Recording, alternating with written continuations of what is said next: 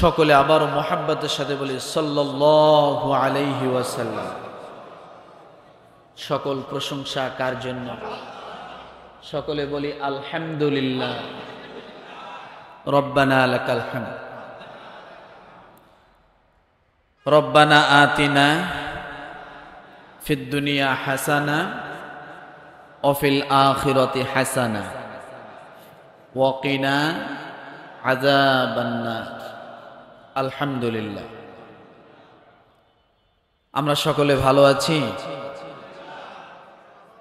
আলহামদুলিল্লাহ ভালো আছি। আমরা কিন্তু 2024 সালের শেষ জুমায় উপস্থিত হয়েছি। সকলে তো বললেন না। আইসে বইসে ওই দিকে দেখতেছেন, মুখ এদিক ঘুরান, আমি কিন্তু দাঁড় করাবো, এদিক ঘুরান মুখ, বইসে ওদিক চাকা গুনতেছে। সপ্তাহে একদিন অনেক দূর থেকে আসি কি এমনি এমনি বলেন? রাগ করলেন নাকি? আমি দাঁড় করাবো, কিন্তু অধিকার আছে আমার দাঁড় করানো। হ্যাঁ, আমি আগেই বলেছি এটা ক্লাস। এটা কি? এটা ক্লাস। আলহামদুলিল্লাহ। কি জানি বলতেছিলাম? 2024 সালের শেষ জুমা আমরা উপস্থিত হয়েছি। এই 2024 সাল একটি স্মরণীয় সাল হিসেবে আমাদের থাকবে, তাই না? ইতিহাস লিপিবদ্ধ থাকবে। এই 2024 সালের শেষ জুমায় আল্লাহ তাআলা আমাদেরকে এ পর্যন্ত হায়াতে তয়্যিবা দান করেছে। সকলে বলি আমিন। এই 2024 সালে অনেক মানুষের কল্যাণে জীবন দিয়েছে। 2024 সালে অনেক মানুষ রোড অ্যাক্সিডেন্টে মারা গিয়েছে, অনেক মানুষ অসুস্থতায় মারা গিয়েছে, অনেক মানুষ এমনি মারা গিয়েছে, যায়নি? তো আল্লাহ সুবহানাহু ওয়া তাআলা হাজারো লাখো কোটি মানুষের ভিতর থেকে আমাদেরকে আজকের এই দিনে এই পর্যন্ত হায়াত দান করেছেন। শুকরিয়া আদায় করি আলহামদুলিল্লাহ। এই যে আলহামদুলিল্লাহ বলতে পারলাম, এটা অবশ্যই আল্লাহ পাকের বড় একটা নেয়ামত।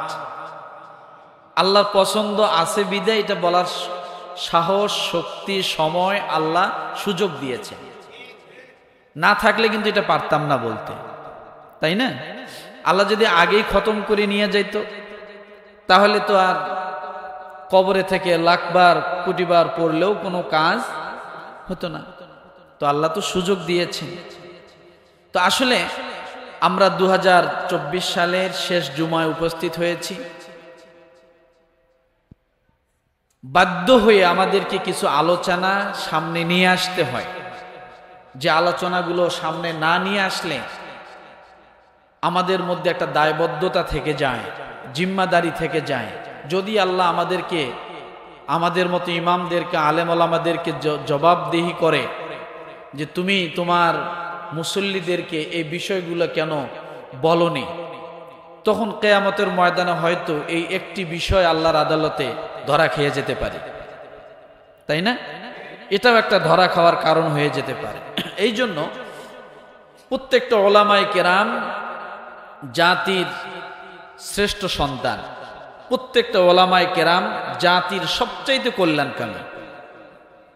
ওলামায়ে কেরাম কি? জাতির সবচাইতে কল্যাণকামী। কেন? কারণ কোন ওলামায়ে কেরাম চায় না যে আপনি জাহান্নামের পথে চলেন। আপনাকে বিভিন্নভাবে বুঝায়া কৌশলে বিভিন্নভাবে আপনাকে জান্নাতের পথে আনার চেষ্টা করে। যদিও তারা এগুলো বলতে যায় জেল, জুলুম, জরিপানা, মামলা, হামলা, মানুষের বিভিন্ন গঞ্জনা বঞ্জনা, বিভিন্ন অত্যাচার, বিভিন্নভাবে অপবাদ, অনেক কিছু শুনতে হয়। তারপরও কিন্তু ওলামায়ে কেরাম থেমে নেই। থেমে আছে না? থেমে নেই, চলছে। সর্বোপরি মনে করেন যে তাবলিগ জামাত একটা নিরীহ দল ছিল, যে তাবলিগ জামাতে মনে করেন মানুষকে বিনা স্বার্থে মানুষের দ্বারা দ্বারা কাছে কাছে যে মানুষকে ডাকতো বুঝাইতো, সে তাবলিগ জামাতের মধ্যে হক এবং বাতিল আলাদা হয়ে গেছে, তাই না? আলেমরা এখনো বাতিলের কাছে মার খাচ্ছে। তাহলে বোঝা গেল বাতিল এবং হক আলাদা হয়ে গেছে।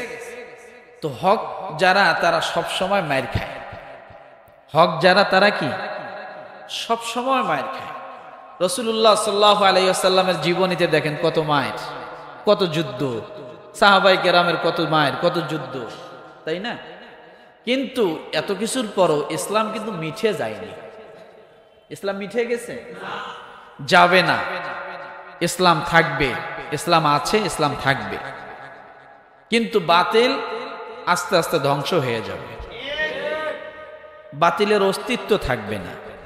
আবু জেহেলের নাম কতজন কিভাবে স্মরণ করে, আর আবু বকর রাদিয়াল্লাহু তাআলা আনহুর নাম কিভাবে স্মরণ করা হয় দেখেন, তাই না? সম্মান তো আল্লাহ এইভাবেই দেন। তো আমার ভাই, আজকে আমরা আমাদের আলোচনার বিষয়টা নিয়ে আসতে চাচ্ছি, আমাদের সমাজে একটা এই নববর্ষর উপলক্ষে একটা বেহায়াপনা আছে, আছে কি না? নাম কি? 31st ডে নাইট, তাই না? 31st night, new happy new year. আমরা আজকে এই বিষয়ের উপর আলোচনা করব, মুসলমানের জন্য এখানে কি বিধান আছে, তাই না? আলোচনার বিষয় কি বলেন তো? 31st নাইট মুসলমানদের জন্য করণীয় কি? রাজি? আলোচনার বিষয় কি? 31st নাইট মুসলমানদের করণীয় কি? কথা বলেন। ও মুসলমান, এই 31st নাইট এইভাবে ক্রমান্বয়ে চলে আসলো বিভিন্ন ক্যালেন্ডারে। জানুস দেবতা, কি নাম? জানুস। জানুস একটা দেবতার নাম। এই দেবতার নামে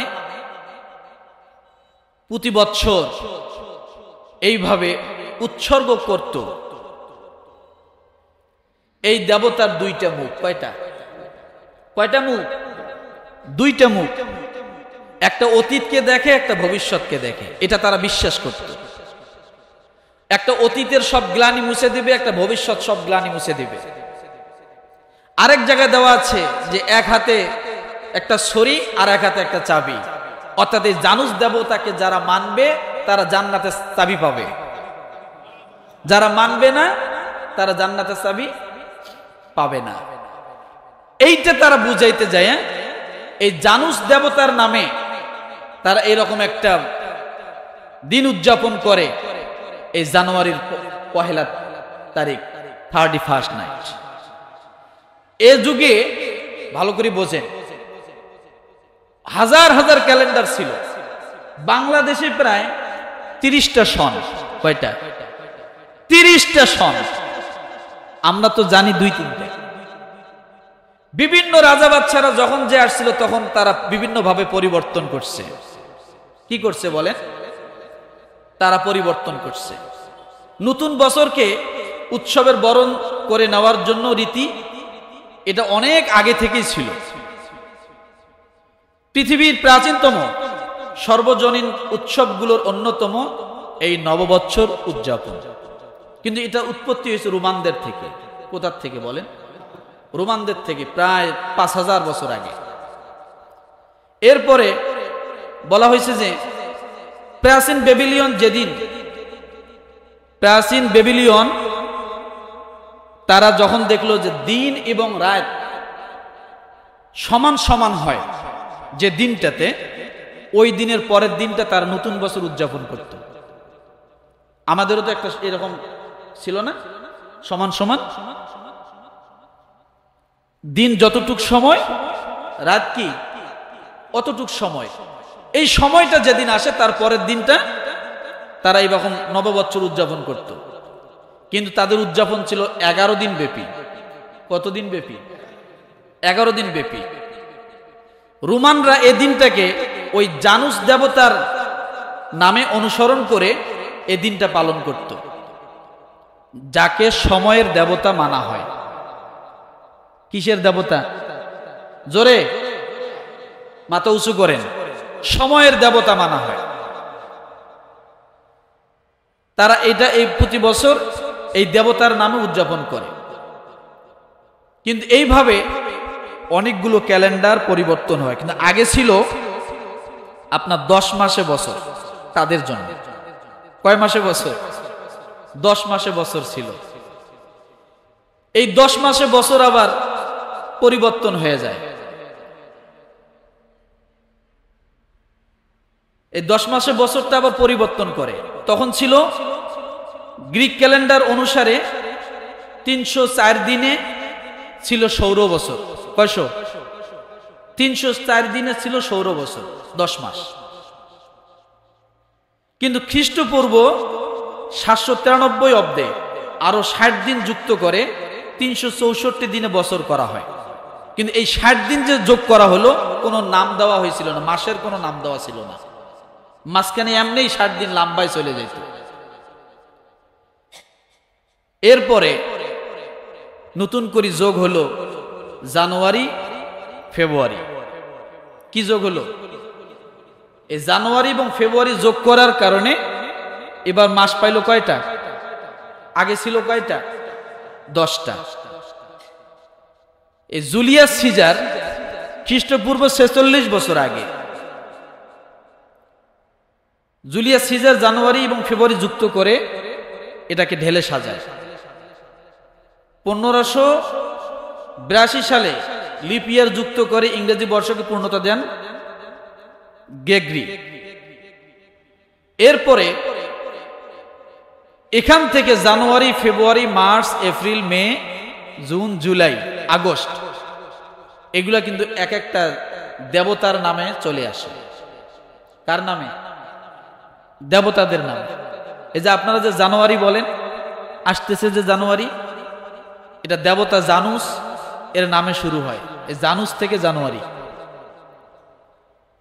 কিসের থেকে জানুয়ারি? এরপরে ফেব্রুয়ারি যে বলেন, এটা হলো বসন্তকালের শুরুর দিকে ফেব্রুয়ারি নামে একটি উৎসব হতো। এই উৎসবের নাম থেকেই হয় ফেব্রুয়ারি। এই যে মার্চ যে বলেন, এটা একটা দেবতার নাম, মার্স। রোমান যোদ্ধা দেবতা, তার নাম হলো মার্স। তার নাম অনুসারে হয় মার্স। দেখেন আমরা কোনগুলো ব্যবহার করি। এরপর এপ্রিল। এপ্রিল আসে হলো সৌন্দর্যের দেবী আফ্রেদি থেকে, তার নাম অনুসারে হয় এপ্রিল নাম। সব দেবতার দেবী। এরপরে আসছে মে। রোমানদের এক দেবী ছিলেন, তার নাম ছিল মে। কথিত আছে এই দেবী ছিলেন সমস্ত শস্য রক্ষা কর্ত্রী। সমস্ত শস্য রক্ষা কর্ত্রী, তার নাম ছিল কি? মে। তার নামেই এ মাসের নামটা অনুসরণ হয়। রোমানদের সবচেয়ে বড় দেবতা, রোমানদের সবচেয়ে বড় যে দেবতা, ওই দেবতার নাম হলো জুপিটারের স্ত্রী জুনো নাম। স্ত্রীর নাম কি? জুনো। রোমানদের মতে তিনি বিয়ের দেবী। জুনো থেকে আসে জুন মাসের নাম। এরপরে জুলাই। রোমান ক্যালেন্ডার প্রবর্তক জুলিয়াস সিজারের নাম অনুসারে জুলাই মাসের নাম আসে। এরপরে আসে আগস্ট। জুলিয়াস সিজারের একমাত্র উত্তরাধিকারী, তার নাম ছিল অগাস্ট সিজার। কি নাম ছিল? August Caesar. ওই অগাস্টের সিজারের নামে আসে আগস্ট। এরপরে সেপ্টেম্বর। এই সেপ্টেম্বর, অক্টোবর, নভেম্বর, ডিসেম্বর এটাকে তারা সংখ্যার দিকে আবার নিয়ে আসছে। তারা সেপ্টেম্বরকে সপ্তম মনে করত, এই জন্য এটার নাম।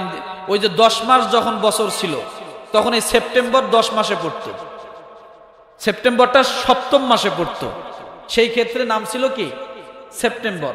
অক্টোবর এটা অষ্টম মাসে পড়তো, 10 মাস যখন বছর ছিল, এই জন্য এটার নাম ছিল অক্টোবর। নভেম্বর এটা 9, ডিসেম্বর 10। তাহলে যোগ হয়েছে এখানে কোনটা? জানুয়ারি ফেব্রুয়ারি। তাহলে এই যে এই সনটা, বলেন তো এটা কি ইংরেজি সন ইংরেজি সন কি সন? কি সন? এটা খ্রিস্টীয় সনও বলা ঠিক না, এটা মূলত ঈসাই সন। কি বলেন তো? মুসলমানরা কি বলবে? আমরা ঈসা আলাইহিস সালামকে মানি কি মানি না? আমরা তাকে রাসূল হিসেবে মানি কি মানি না? তার উপর আমাদের ঈমান আছে না নাই? আছে। এই জন্য আমরা খ্রিস্টীয় এটা বলাটা মুসলমানদের জন্য ঠিক নয়, এটা ঈসাই সন বলা যেতে পারে। আবার আরেকটা জিনিস দেখেন, ভালো করে খেয়াল রাখেন, যত সন পৃথিবীতে আসছে সমস্ত সনের উৎপত্তি হলো চন্দ্র সন থেকে। কি সন থেকে? বাংলা সন আনছে কোথা থেকে আকবর? চন্দ্র সন থেকে। যত সন আসছে সমস্ত সন চন্দ্র থেকে উৎপত্তি। কারণ আল্লাহ সুবহানাহু ওয়া তাআলা যে বলেছেন, আমি স্থায়ী ক্যালেন্ডার বানিয়ে দিয়েছি চন্দ্রকে। এই চন্দ্র থেকে বিভিন্নভাবে রূপান্তর করে বিভিন্নভাবে তারা নিয়ে আসছে। কিন্তু মাস বছর এক এক সময় কোন মাস 30-এ ছিল, কোন মাস 60 দিনে মাস ছিল, কোন মাস 22 দিনে মাস ছিল, কোন মাস 28 দিনে মাস ছিল, কোন বছর 10 মাসে বছর ছিল। পাইছি না এগুলো আমরা? এগুলা ছিল। এগুলো পরিবর্তন করছে বিভিন্ন, সেই সময় রাজা বাদশারা বিভিন্নভাবে পরিবর্তন করছে তাদের সুবিধার জন্য। কিন্তু আল্লাহ সুবহানাহু ওয়া তাআলা মুসলমানদের জন্য একটা ক্যালেন্ডার দিয়েছেন, সেটার নাম কি? হিজরি সন। আছে না নাই? হিজরি সন আছে না নাই? কিন্তু আজকে কিন্তু আমরা এই হিজরি সনটা চিনি না। এটার সাথে আমাদের সরাসরি চাঁদের সাথে কি আছে? সম্পর্ক আছে, যেটা আল্লাহ তাআলা স্থায়ীভাবে দিয়েছেন। এটার সাথে আমাদের কোনো সম্পর্ক নেই। কথা ঠিক না? এখন কথা হলো, এই যে যতটুকু আমি এই পর্যন্ত আপনাদেরকে বললাম, মাসের নামগুলো কোন কোন দেবদেবী থেকে আসছে, এরপরে এই যে অনুষ্ঠানটা কোন কোন দেবদেবীর উৎসর্গে করা হয়, জানুস দেবীর উৎসর্গে এই 31st নাইটটা কি উদযাপন করা হয়। এটাতে মনে করা হয় যে এই বছরটা অতীত যেটা চলে গেল সমস্ত গ্লানি মুছে গেল, সামনে যেটা আসতেছে সমস্ত বিপদ আপদ এই জানুস দেবতায় রক্ষা করবে। এই দুইয়ের মাঝে রাত 12টার 1 মিনিট আগে আর রাত 12টার 1 মিনিট পরে, এই যে মাঝখানে যে এই 31st নাইটটা উদযাপন করা হয়, ফানুস বিভিন্ন কিছু আতশবাজি ফুটানো হয়, এগুলা কি সব বিধর্মীরা করে? কথা বলেন, কারা করে? যারা করে এখান থেকে বুঝে যান যে ওই মুহূর্তে তার ঈমান আছে কি নাই। আছে, সে যদি মুসলমান দাবি করে হবে, কারণ পুরো উদ্দেশ্যটাই তো দেবদেবীর জন্য। পুরো 31st নাইটটাই উদযাপন হচ্ছে কি দেবদেবীর জন্য, তাকে উৎসর্গ করার জন্য, বলি দেওয়ার জন্য, বিভিন্ন কিছু অনেক কিছু আসছে এখানে। তাহলে কোনো মুসলমান এটা করতে পারে না। তারপরে এখানে এমন কিছু বিষয় আছে যেগুলো সম্পূর্ণ ইসলামের সাথে সাংঘর্ষিক। আছে না নেই? আছে না? আসুন তো দেখি কি কি ইসলামের সাথে সাংঘর্ষিক। 1 নাম্বার, বিজাতীয় সমস্ত কৃষ্টি কালচার সব ওখানে পাওয়া যায়। এটা কার কৃষ্টি কালচার? 31st নাইটটা কি মুসলমানদের? কাদের?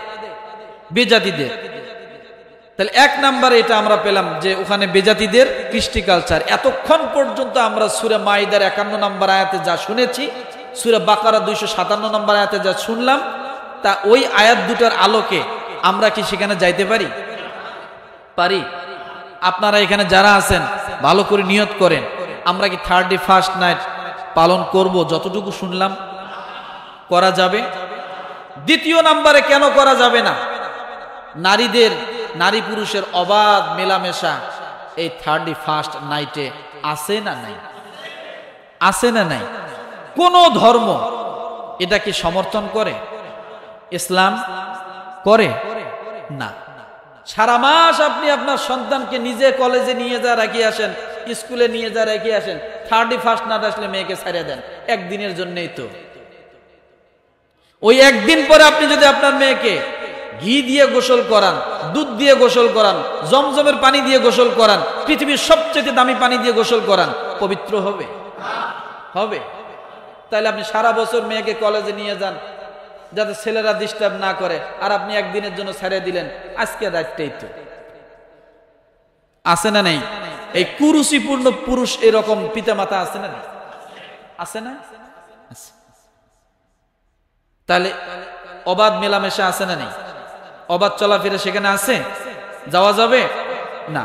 তৃতীয় নাম্বারে কেন মুসলমান 31st নাইট করবে না? গান বাজনা আছে না নেই? আসতে হয়, আসতে হয়, জোরে হয় নাকি? আতশবাজি আছে? আছে।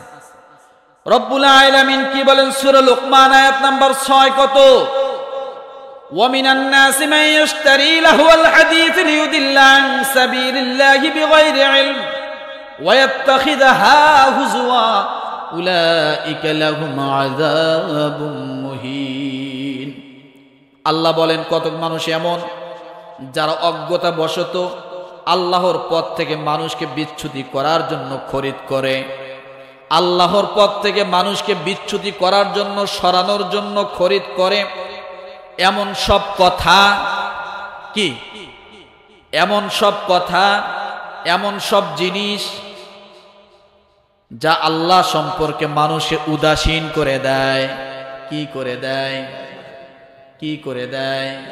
সাদের লাউ বানাইল মরে বৈরাগী। আছে না নাই? আছে না নাই? এই গানগুলো ডাউনলোড দেয় টাকা দিয়ে, কথা ঠিক কিনা? লাউ নাকি বৈরাগী বানায়? আল্লাহ বিরোধী কত কথা বলে, ইসলাম বিরোধী কত কথা বলে, লাহুয়াল হাদিস এগুলা ক্রয় করে মানুষকে আল্লাহ থেকে বিমুখ করে দেয়। আছে না নাই? কেমনে দেয় আমি সামনে বলতেছি। এই জন্য যারা আল্লাহ সম্পর্কে মানুষকে উদাসীন করে দেয়, অর্থাৎ 31st নাইট যখন আসে মানুষ মনে হয় অনেক নামাজি লোকও 31st নাইটের পিছনে পড়ে নামাজ ভুলে যায় না? যায় কি যায় না? জোরে বলেন। যায় না? এসব নামাজের খবর নাই, বাড়িতে বিশাল আয়োজন 31st নাইট, অথচ নামাজি কিন্তু। মেয়েরা ধরছে, বউরা ধরছে আজকে একটা আয়োজন করবে। এখন মুরব্বী হয়েছে তাই কি, নামাজি হয়েছে তাই কি, তাহাজ্জুদ গুজার হয়েছে তাই কি, এখন বউরা ধরছে, ছাড়তে তো পারতেছে না। এখন কি করতেছে? বেচারা এই আয়োজন নিয়ে ব্যস্ত। আছে না নাই? নামাজের খবর নাই। তাহলে মানুষকে আল্লাহ থেকে উদাসীন করে দেয় এই জিনিসগুলো আছে না নাই? কথা বলে লাহুয়াল হাদিস। যারা এগুলো খরিদ করে, গান বাজনা বাদ্যযন্ত্র যারা খরিদ করে, যেগুলা দ্বারা মানুষ আল্লাহ থেকে কি হয়? বিমুখ হয়। আল্লাহ বলে আল্লাহর পথ নিয়ে তারা ঠাট্টা বিদ্রুপ করে। মনে করেন গান বাজতেছে, এখানে ডেক্সেট জোরে জোরে, এমন সময় আপনি যা যদি বলেন আজান হচ্ছে, তখন কি খুশি হয় না বিরক্ত হয়? জোরে জোরে জোরে জোরে জোরে। আছে না নাই? মোডে গান ছাড়তে চায় না, মনে মনে কয় আজান কি দেওয়ার সময় পাইল না? আছে না নাই? ওই গান মানুষকে আল্লাহ থেকে কেমনে বিমুখ করে দেয় দেখেন। এখানে ওয়াজ হয়, যদি এক জায়গায় ওয়াজ হয়, যদি পাশে জোরে গান বাজে, আপনি যা যদি বলেন গান জোরে বাজাও, কেন ওয়াজ হচ্ছে, তখন বলে যে ওয়াজ কেন? আছে না নাই? আপনার পাশের রুমের লোক জোরে জোরে টিভি বাজায়, আপনি বসে একটু কোরআন পড়বেন, কিন্তু আপনার কোরআন পড়া শুনে পাশের আরেকজন লোক যা টিভিওয়ালাকে বললো পাশে কোরআন শরীফ পড়তেছে, তুমি টিভি বাজাইতেছো। রাগে গোসায় ফেটে যায়, বিরক্ত হয়। আছে না নাই? জোরে বলেন। এদের জ্বালায় টিভির খবরও দেখতে পারি না। উনি ছায়া ছবি দেখতেছে, এখন যখনই বলছে পাশে কোরআন শরীফ পড়ে, এখন এদের জ্বালায় খবরও দেখতে পারি না। রাগের চোটে কি করে হুট পাইতেছে না তো? আছে না নাই? বিরক্ত হয় না? অবশ্যই হয়। আল্লাহ বলেন এরা ঠাট্টা বিদ্রুপ করে, আল্লাহর পথ নিয়ে ঠাট্টা বিদ্রুপ করে, তাদের জন্য আছে লাঞ্ছনাকর শাস্তি। কি আছে বলে? উলাইকা লাহুম আযাবুম মুহিন। সূরা লুকমান আয়াত নাম্বার কত? 6। তাদের জন্য রয়েছে লাঞ্ছনাকর শাস্তি। এরপরে দেখেন তারা কিভাবে ঠাট্টা বিদ্রুপ করে, কেমন বিরক্ত হয়। আল্লাহ ধরে দিয়ে বলতেছে, সুবহানাল্লাহ বলেন, ওয়াইদা তুতলা আলাইহিম আয়াতুনা ওয়াল্লা মুস্তাকবিরান কাআল্লাম ইয়াসমাআহা কাআন্না ফি উযুনাইহি ওয়াকরা ফাবাশশিরহু বিআযাবিন আলীম। আগেরটা বলেছে সূরা লোকমান আয়াত নাম্বার কত? 6। এখন বললাম সূরা লোকমান আয়াত নাম্বার 7। দুইটা আয়াত পাশাপাশি। কেমন বিরক্ত হয় আল্লাহ কিভাবে জানে দেখেন। আলহামদুলিল্লাহ বলেন, আল্লাহু আকবার বলেন।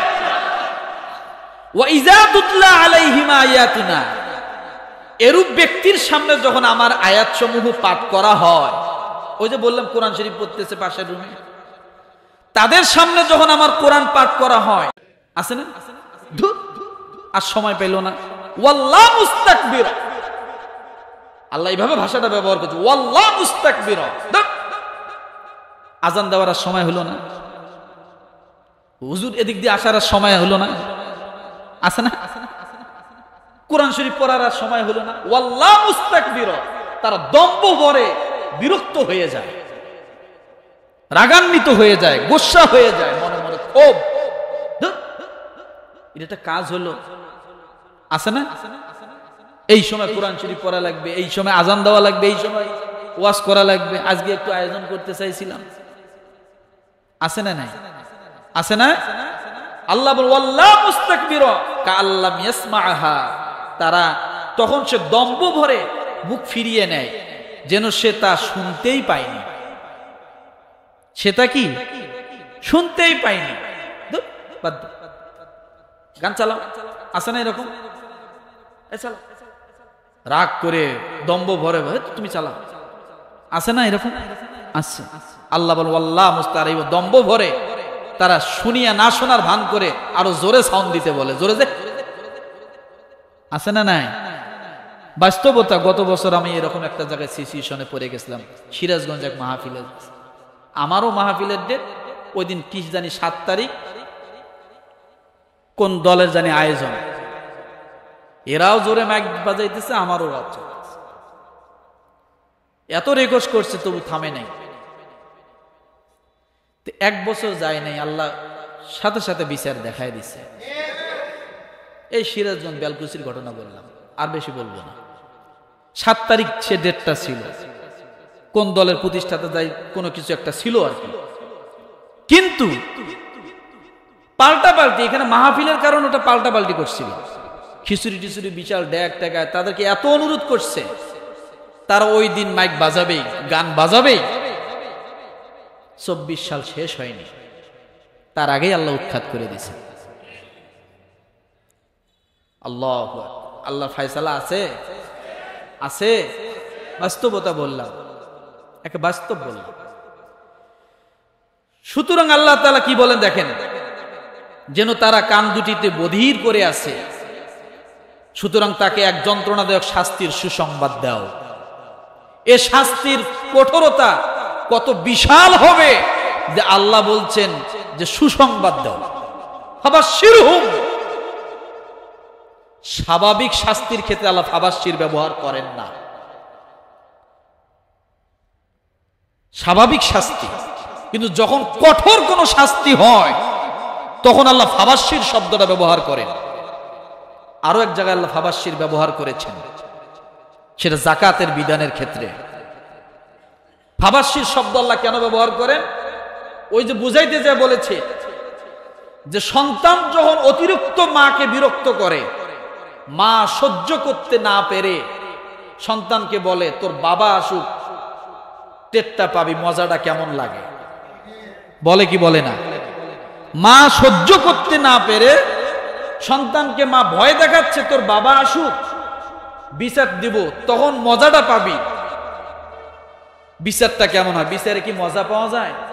কিন্তু মা বিচারের তীব্রতা বুঝাইতে যায় মজা শব্দটা ব্যবহার করেছেন। আল্লাহ বিচারের তীব্র বুঝাইতে যায় ফাবাশশির শব্দটা ব্যবহার করেছেন। আর যাকাতের ক্ষেত্রে আল্লাহ ব্যবহার করেছেন আল্লাযীনা ইয়াকনিজুনা আয-যাহাবা ওয়াল ফিদ্দাতা ওয়া লা ইউনফিকুনাহা ফি সাবিলিল্লাহ ফাবাশশিরহুম বিআযাবিন আলীম। তাদের শাস্তিটা এত কঠিন হবে যে তোমরা এটা সুসংবাদ দাও। বিচারের কি কোনো সুসংবাদ হয়? কিন্তু আল্লাহ মানে কঠোরতা বোঝানোর জন্য এই শব্দটা আল্লাহ ব্যবহার করেছেন। তাহলে এটা করা যাবে? কোরআন শরীফ পড়া শুনলে বিরক্ত হওয়া যাবে? জোরে জোরে গান বাজানো যাবে? 31st নাইট ব্যবহার করা যাবে? উদযাপন করা যাবে? এরপরে 4th নাম্বার, সেখানে সব অপচয় হয়। কি হয়? আতশবাজি টাকা দিয়ে কিনতে হয় না, না ফ্রি দেয়? যত অপচয় সেখানে হয়, মদ বিয়ার বিভিন্ন নেশা দ্রব্য সব ওখানে হয়, এগুলো সব অপচয় না? এরপরে বলা হয়েছে মুসলমানদেরকে কষ্ট দেওয়া হয়। এটার দ্বারা মুসলমান কি হয়? রাত 12টা বাজবে, দেখবেন জোরে জোরে ড্যাকসেট বাজাইতেছে, হরেন বাজাইতেছে। এতে মুসলমানের কষ্ট হয় কি হয় না? মুসলমানের কষ্ট দিলে কি হয় জানেন? আল্লাহ তাআলা কি বলে দেখেন, সূরা আহজাব আয়াত নাম্বার 58। রব্বুল আলামিন বলেন, ওয়াল্লাযীনা ইউযুনাল মুমিনিনা ওয়াল মুমিনাতি বিগাইরি মাকতাসাবু ফাকাদ ইহতামালু বুহতানা ওয়া ইসমান মুবিনা। যারা মুমিন নর ও মুমিন নারীদেরকে বিনা অপরাধে বিনা কারণে কষ্ট দান করে, তারা অপবাদ ও স্পষ্ট পাপের বোঝা তাদের সহ বহন করবে। নাউজুবিল্লাহ। কোন সূরা বলছি? সূরা আহজাব কত নম্বর আয়াত বলছি? 58 নম্বর আয়াত। যারা বিনা কারণে অনর্থক কোন মুসলমান নর এবং নারীকে কষ্ট দেয়, তারা বিশাল এক পাপের বোঝা, পাহাড় পরিমাণ বোঝা মাথায় নিয়ে তারা ঘুরবে। তারা লাঞ্ছনা বঞ্চনা এবং আল্লাহর কাছে কঠিন আযাবে গ্রেফতার হবে। তাহলে এই যে জোরে জোরে যে ড্যাকসেট গুলো বাজান, যারা বাজায়, আমার প্রশ্ন হলো, আপনার গান শুনতে মন চায়, আপনি ইয়ারফোন লাগায় শোনেন না? জোরে জোরে বাজায়া পুরা বিল্ডিং কাঁপানো, সেখানে ছোট ছোট বাচ্চারা আছে, মাসুম বাচ্চারা আছে, ঘুমান্ত, সারা রাত মানুষ অনেক নাইট ডিউটি করে, দিনের বেলা ঘুমায়। আপনারা এগুলো বিবেচনা করেন না। মন চাইছে, টাকা দিয়ে ড্যাকসেট কিনছেন আর জোরে জোরে বাজাইতেছেন। এটা কি মানুষত্বর কাজ না অমানুষত্বর কাজ? এগুলা যারা সমাজপতি, তারা কেন বন্ধ করে না? যারা সমাজের লোক, যারা সমাজপতি, তারা কেন এটা রুখায় না? তার বাসায় তো ভাড়াটিয়া আছে, লোকটা নাইট করেছে, সারাদিন ঘুমাবে, অথবা সারাদিন ডিউটি করছে, লোকটা রাত্রে ঘুমাবে। কেন এত জোরে বাজাইতে হবে? এই কথাটা বলার কেউ নাই। কেন নাই? কেন নাই কথাটা বলা?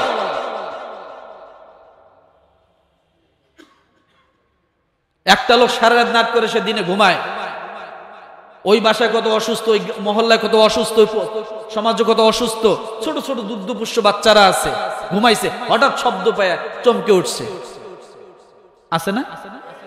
এগুলো কেন বন্ধ হয়? এই জন্য আল্লাহ তাআলা তাদেরকে এইভাবে বলছেন যে তাদেরকে গুনার বোঝা মাথায় নিয়ে ঘুরতে হবে, পাপের বোঝা মাথায় নিয়ে ঘুরতে হবে, স্পষ্ট বোঝা নিয়ে ঘুরতে হবে। এরপরে 6 নম্বরে বলা হয়েছে নারী পুরুষের অবাধ মেলামেশা সেখানে আছে না নেই? আছে। 7 নম্বরে ঈমান চলে যাওয়ার মতো আশঙ্কা সেখানে আছে না নেই? আছে। 8 নম্বরে সময়ের অপচয় হয় কি না? হয় না? 9 নম্বরে সবচাইতে বড় একটা গুনাহ, শিরকের স্লোগান সেখানে আছে।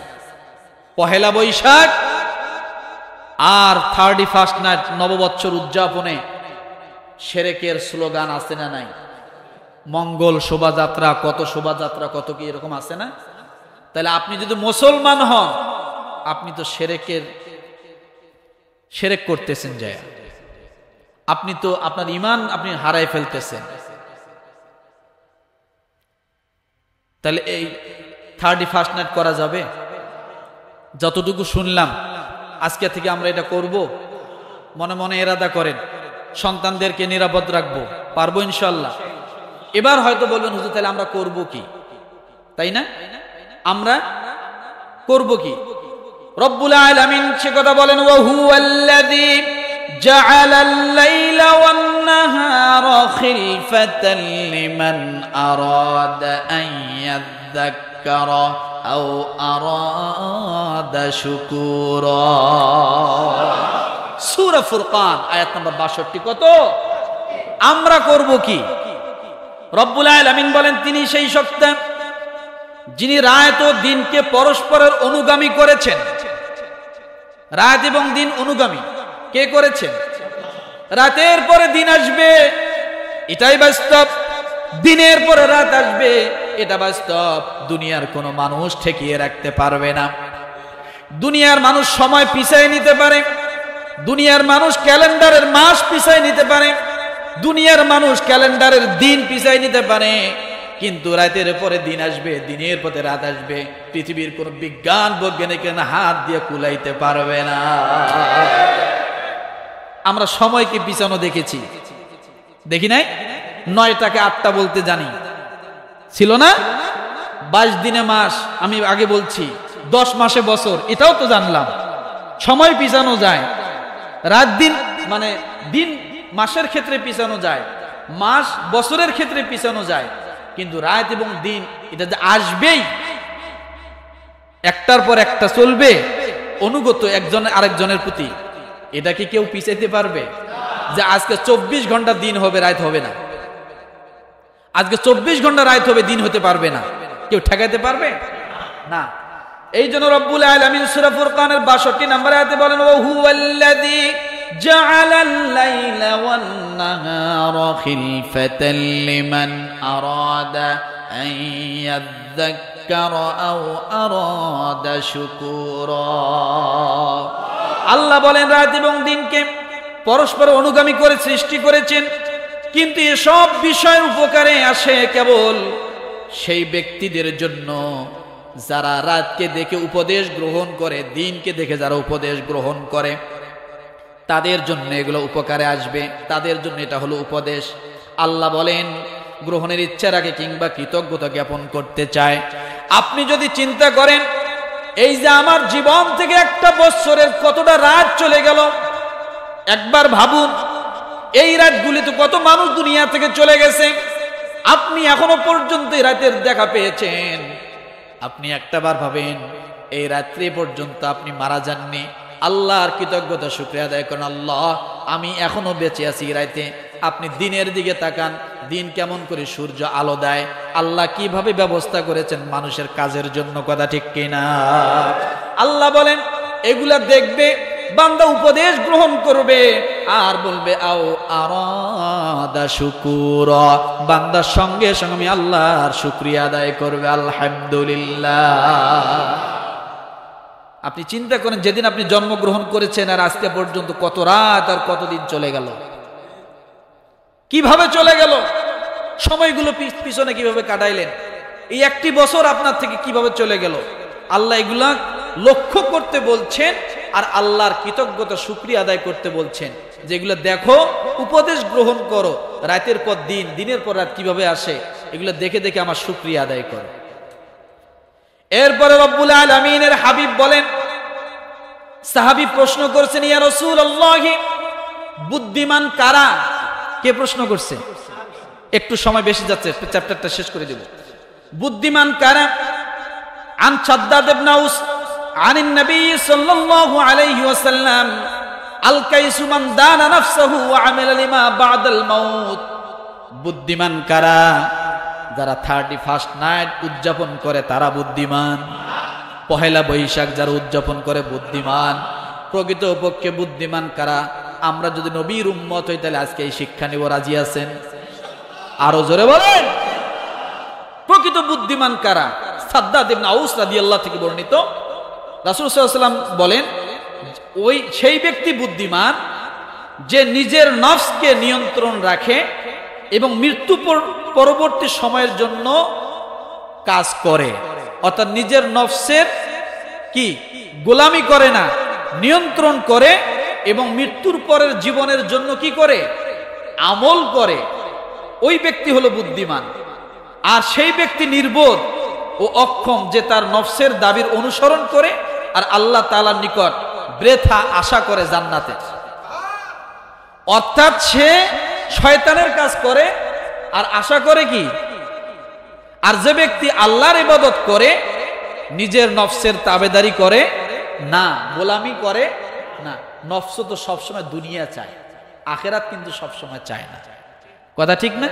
তো ওই ব্যক্তি বুদ্ধিমান যে মৃত্যুর আগে, কবরে যাওয়ার আগে আখেরাতের জন্য যে সামানা গোছায়, ওই ব্যক্তি হলো সবচেয়ে কি বুদ্ধিমান। এখন চিন্তা করেন, আপনি এই 24 সালটা এক বছরে কয় ওয়াক্ত নামাজ পড়ছেন? একবার হিসাব লাগান। কয়টা ভালো কাজ করছেন? একবার হিসাব লাগান। দেশ জাতি আমার দ্বারা কি উপকার হয়েছে? একবার হিসাব লাগান। আছে কোনো হিসাব? আছে হিসাব? এই এক বছরে 24 সালের শুরু থেকে আজকে শেষ জুমা, 365 দিন, শেষ দিন পর্যন্ত বলছি, নামাজের ওয়াক্ত হয়েছে 1825 বার। কত?